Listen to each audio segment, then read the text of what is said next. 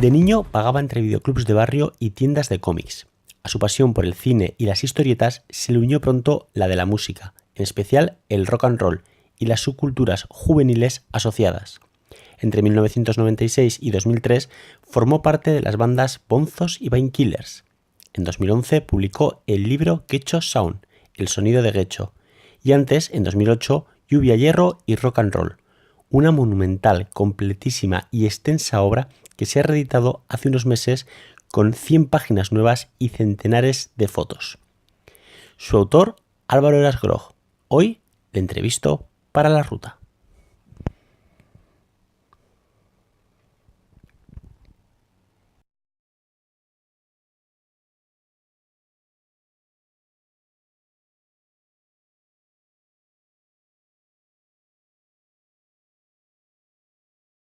Bueno, fundamentalmente las razones que me llevaron a embarcarme en semejante historia, que yo a veces lo pienso y digo, pero ¿cómo fui capaz de meterme en esta embarcada?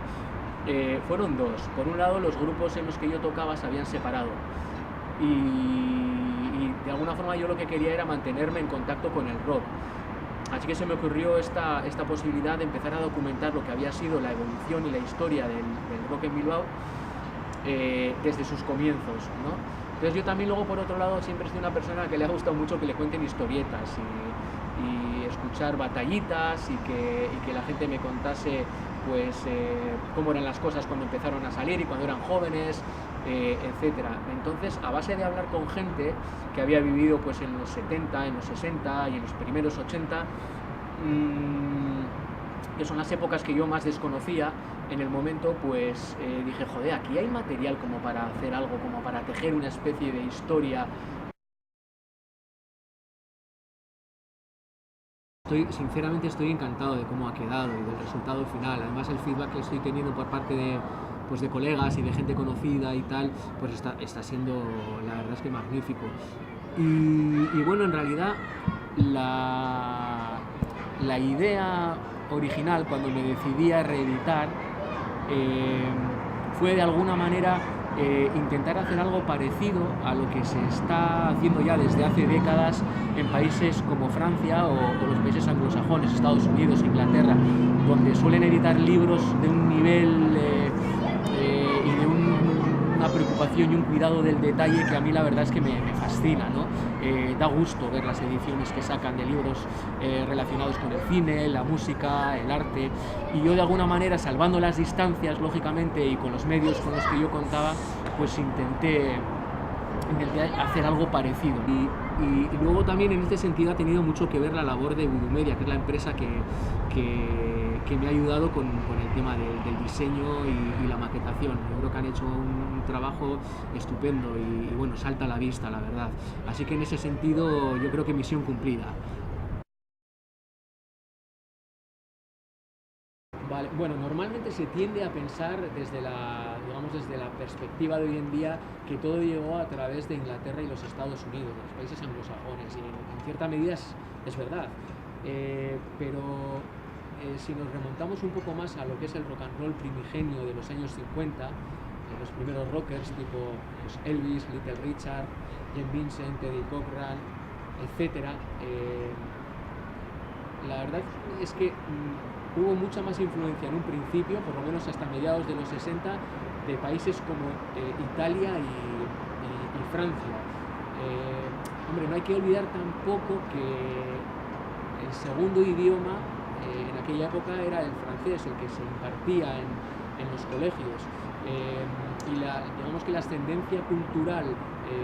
francesa e italiana era mucho más grande que la anglosajona. Entonces,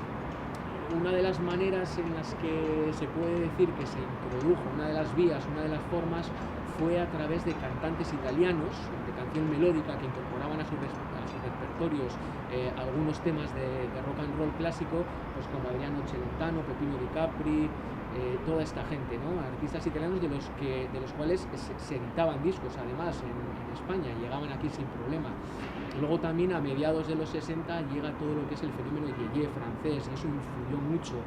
pues desde François Sardy, Johnny Hallyday, etcétera, ¿no?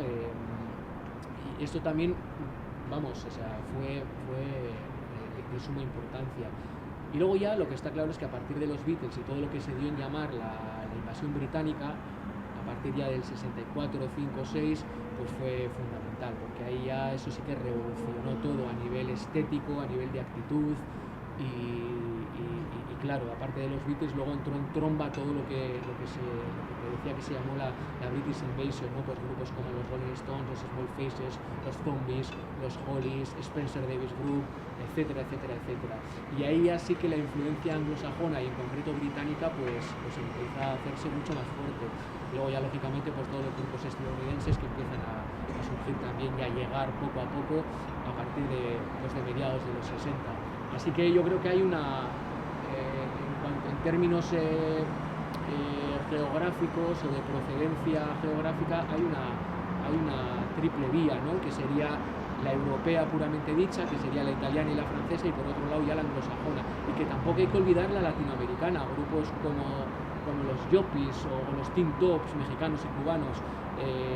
que llegaban y que además hacían versiones de los temas que sonaban en el Billboard de los Estados Unidos, adaptadas al castellano. Y eso también hizo mucho en normalizar y en introducir lo que eran esos sonidos tan modernos y de alguna forma rupturistas como que se había estado haciendo aquí hasta entonces entre el público joven, ¿no? Local.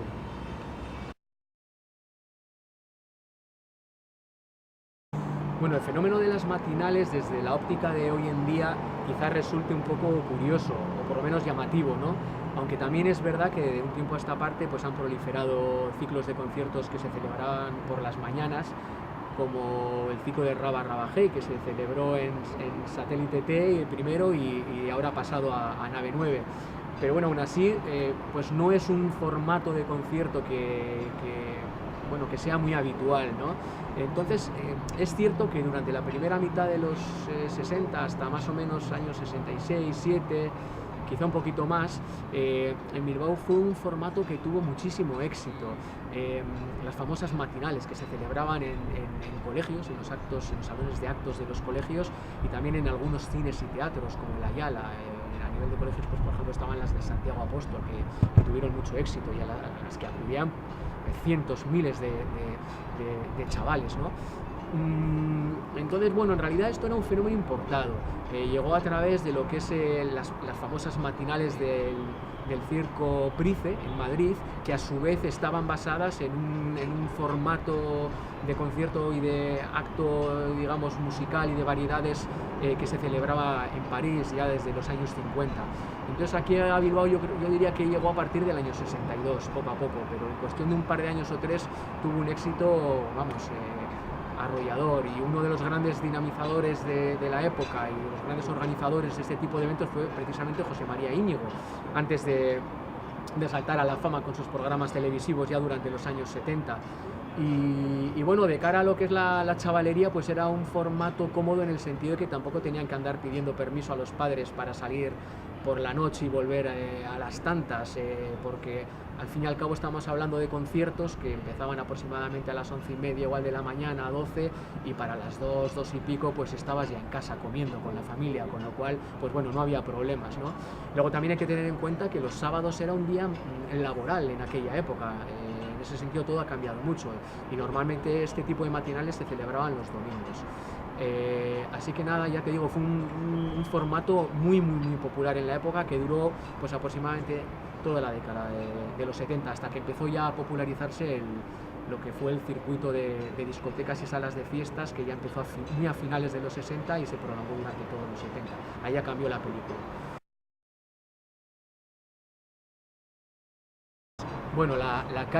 antigua calle Bandera de Vizcaya, que hoy en día es Telesforo Aranzadi, también fue un fenómeno de lo más curioso en el Bilbao de finales de los 60 y principios de los 70. Salvando mucho las distancias, fue una especie de Tuset Street, la famosa calle de Barcelona, en la que se aglutinaron y donde se reunían todos los espíritus un poco modernos, más rupturistas, más artísticos y musicales de la época. Entonces, bueno, aquí Lo que pasó fue que en cuestión de un par de años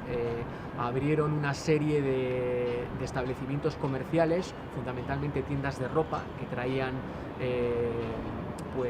género traído directamente de Londres, muy moderno para la época. También hubo alguna galería de arte, como Grises, y luego también lo más importante es que abrieron 3 locales que luego devinieron emblemáticos y que de alguna manera trajeron la modernidad tanto estética como musical a Bilbao. Estamos hablando por un lado de Flash y Drugstore y por otro lado del Bluesville, que aún sigue abierto, que con otra historia completamente diferente, ¿no? Entonces eran locales que estaban puestos a la última, con decoraciones y estilismos muy modernos, utilizando el plástico de colores, los cristales, espejos, etcétera. Y para lo que era el Bilbao de la época supusieron una ruptura completamente, radical con todo lo anterior. Entonces, ¿qué pasó? Pues que aquí empezó a acudir todo lo que era la chavalería más moderna y más interesada por las nuevas tendencias de la época. Yo creo que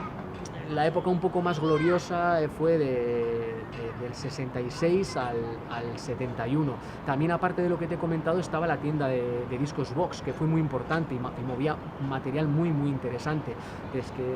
Discos de Jimi Hendrix, Crosby, Stills, Nash & Young,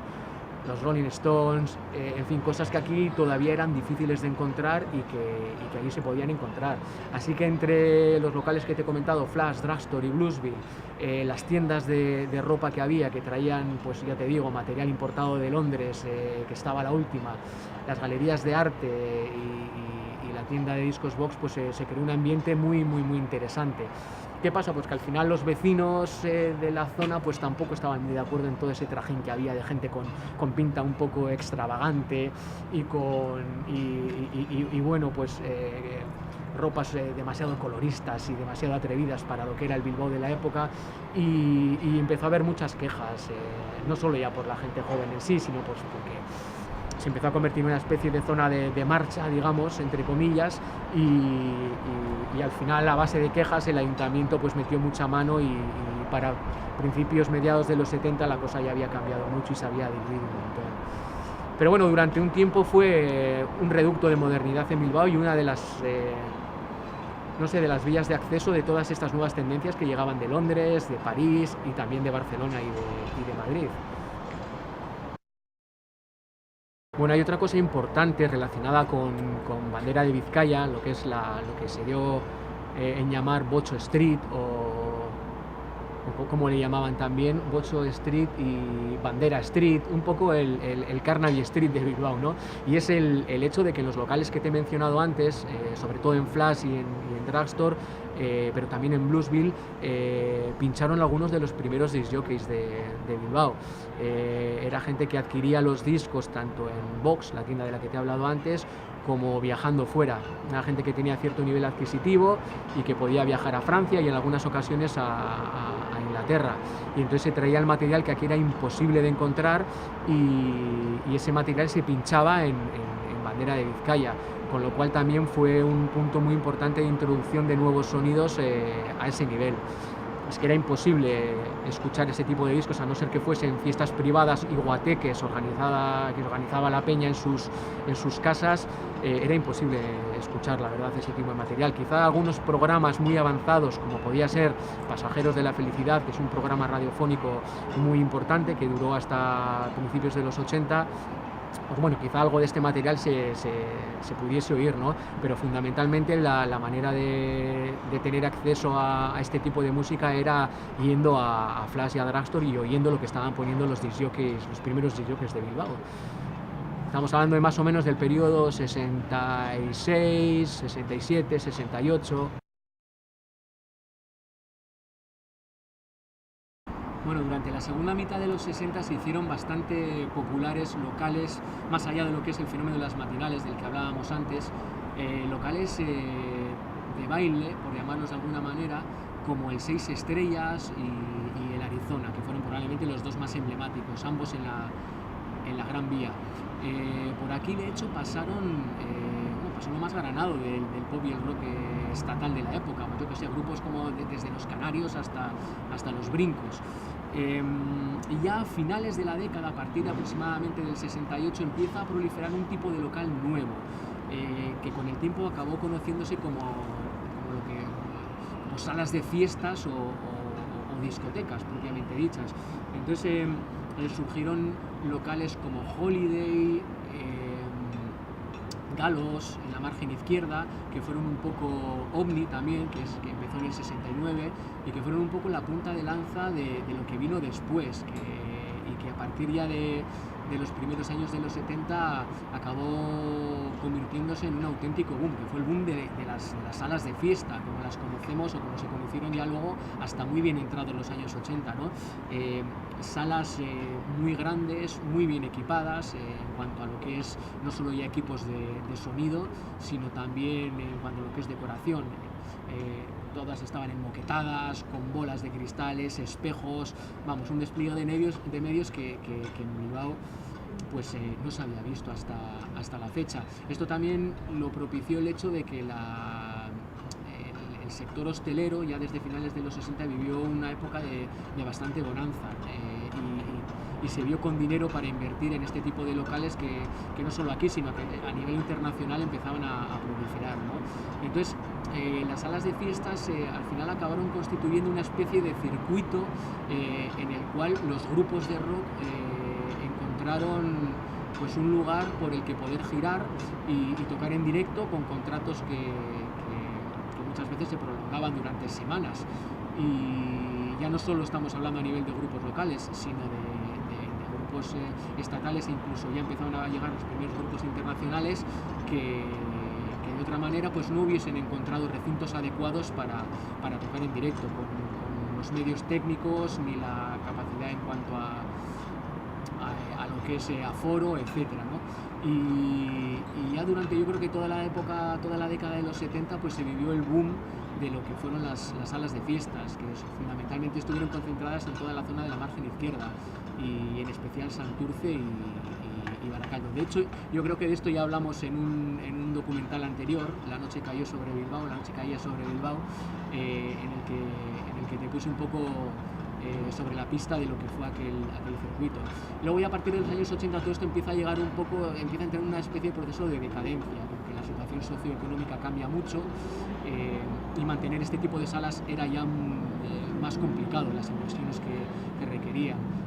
Entonces ya muchos de los responsables de las salas empezaron de alguna forma a invertir más que en traer grupos a tocar en directo, en discjockeys que pinchaban música, y cosa que coincidió con todo el auge de la música disco a partir ya del año 77 más o menos, lo cual hizo que cambiase muchísimo el panorama y dio pie de alguna manera a que todo empezase a cambiar, la situación socioeconómica y estas circunstancias en las que te estoy hablando a nivel de salas de fiestas, para que empezasen a entrar otros nuevos sonidos más relacionados pues con el punk y la nueva ola que empezaba a llegar desde sobre todo Inglaterra, en los Estados Unidos y también Madrid.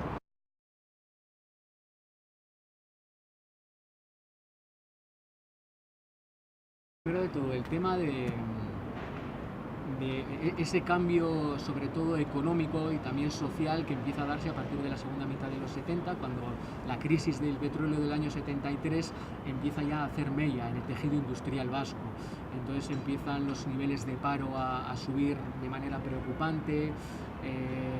tema medioambiental, empieza todo a degradarse medioambiental, urbanístico, a nivel de los barrios del Gran Bilbao, empieza todo a degradarse de una manera brutal, y para cuando ya llegan los primeros años 80 y se pone en marcha la reconversión industrial, digamos que el caldo de cultivo era el más propicio, desde luego, para que entrase el punk y se hiciesen un hueco los sonidos más viscerales y contestatarios, ¿no? Por decirlo de alguna manera. Y es en este contexto en el que surgen bandas como Escorbuto, que probablemente fueron los máximos representantes de lo que era el sentir y la manera de vivir de una muy buena parte de la juventud que sobre todo estaba concentrada en los barrios de la margen izquierda, las localidades como Santurchi, Baracaldo, Sestao, etcétera. Claro, a todo esto hay que juntar la la irrupción de la heroína, los niveles de paro que empezaban ya a subir a finales de los 70 se desbocan completamente hasta llegar a niveles del 50 y pico por ciento de paro juvenil y degradación urbana, en fin, a nivel medioambiental estaba todo hecho una auténtica calamidad y se junta todo. Así que en este sentido, yo no sé si Eskorbuto fueron la mejor banda del mundo, sí la más honesta probablemente, como ellos te dirían, pero de cualquier forma sí fueron los que mejor expresaron y consiguieron plasmar de alguna manera a través de su música lo que fue aquel Bilbao. Lo que se ha intentado a la hora de darle forma a esta crónica de los primeros 50 años de rock en Bilbao ha sido de alguna manera reflejar también cómo la situación económica, social y política ha influido, ¿no? en digamos, el devenir de la evolución de los hábitos de ocio de la gente joven, ¿no? Entonces, yo ahí sí que he querido darle importancia al contexto, he querido contextualizar en cada época, los 60, los 70, los 80 y los 90, también los 10 primeros años del siglo XXI, y de alguna manera reflejar pues cómo todas estas circunstancias acabaron influyendo en el rock y en el tipo de rock que se hacía y en cómo la gente joven de alguna manera se expresaba. Pues vamos a ver, yo personalmente la sensación que tengo es que la gente joven, la chavalería, digamos,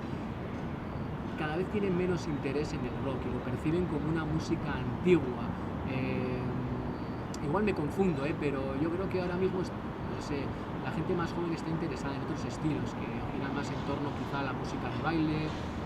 incluso al reggaetón, estilos más o menos nuevos como el trap, etc. Estamos hablando muy a nivel general, porque luego también es cierto que por otro lado siguen surgiendo grupos de rock formados por chavalillos y además con un nivel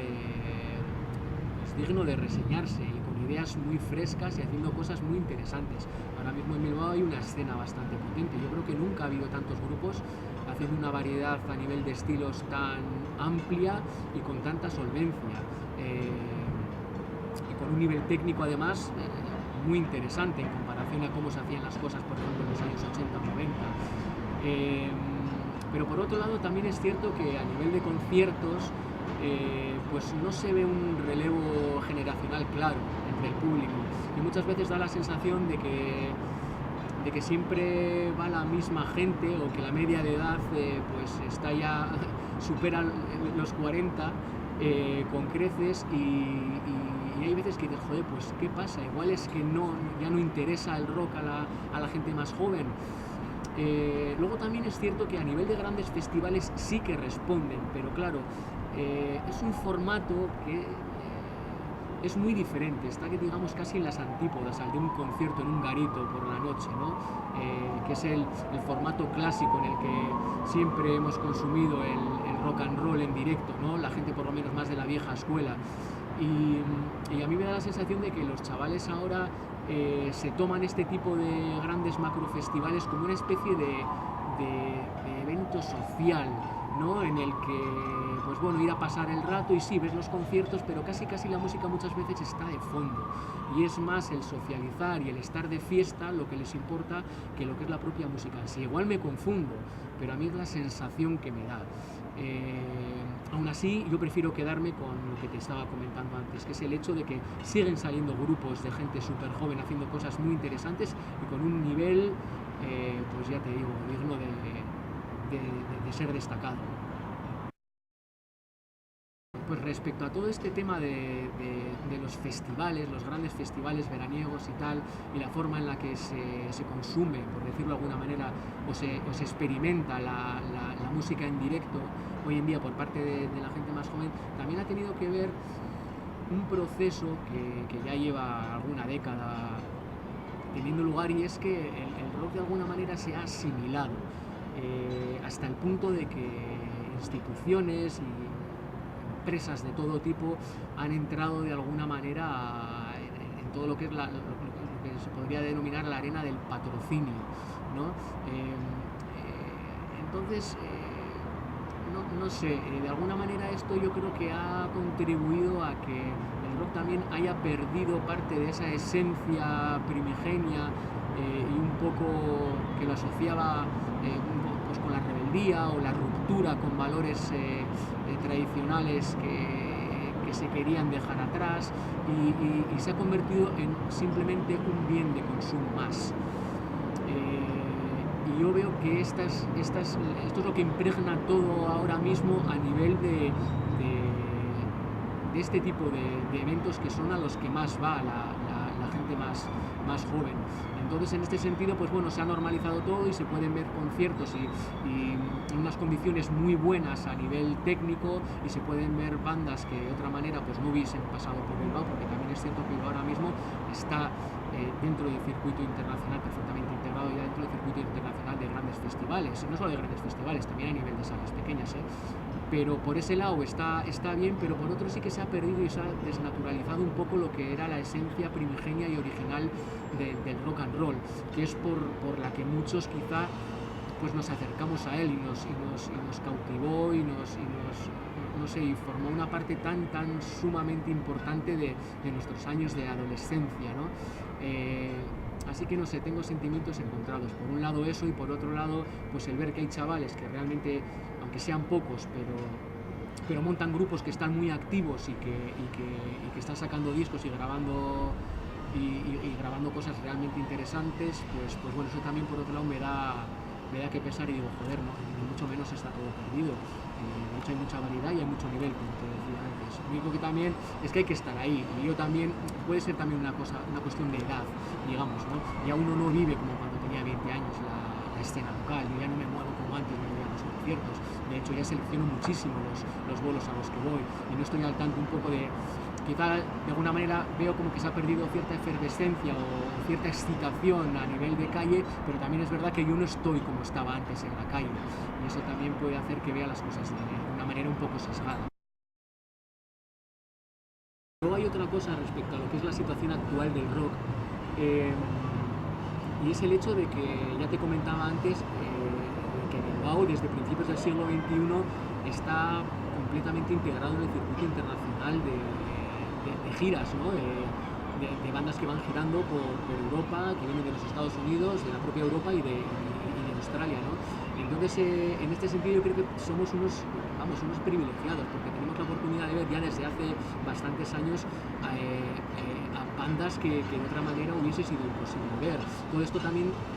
de alguna manera ha sido gracias a que a finales de los 90 empezaron a funcionar salas como el Café Antxokia, como el Bilbo Rock o como la Sala Azkena, que de alguna forma también consiguieron que todas esas carencias que hubo durante los 80 y buena parte de los 90 a nivel de espacios adecuados para ver conciertos de rock en unas condiciones medianamente decentes, pues se corrigiese, porque luego tuvo grandísimas carencias hasta mediados finales de los 90 en cuanto a salas. Cuando cerraron el Gaztetxe y el Gaueko, que eran las dos únicas salas que programaban cosas a nivel internacional potentes y de cierta entidad, hubo una época de varios años en las que la cosa estuvo realmente mal. Hubo ciertas iniciativas, en Getxo estuvo la sala Windolin, luego también estaba Chebelch en Astrabudúa y tal, pero la cosa estaba muy precaria,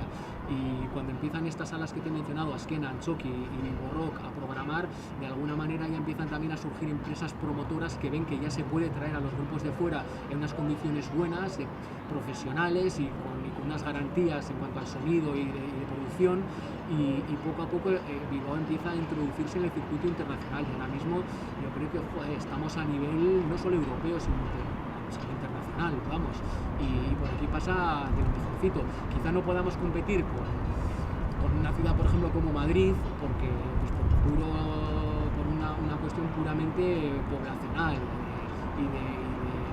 Madrid es una gran capital, ¿no?, a nivel internacional, pero yo creo que en términos relativos Bilbao está a la altura, y tenemos salas ahora mismo súper interesantes. Más allá de las que te he comentado, pues está el Seik haciendo cosas muy interesantes, está el Nave 9, el Azkena otra vez ha vuelto a programar, etcétera. Y esto influye mucho, no solo en las giras de los grupos internacionales, sino en que los grupos locales también tienen tienen un circuito de locales en los que tocar, aparte de lo que es toda la parte autogestionada a nivel de gasteches y locales que funcionan, ya te digo, de forma más autogestionada. Así que bueno, hay que aprovechar el momento y animar a los grupos a que no sé, que tengan esto en cuenta y que lo aprovechen y a tope.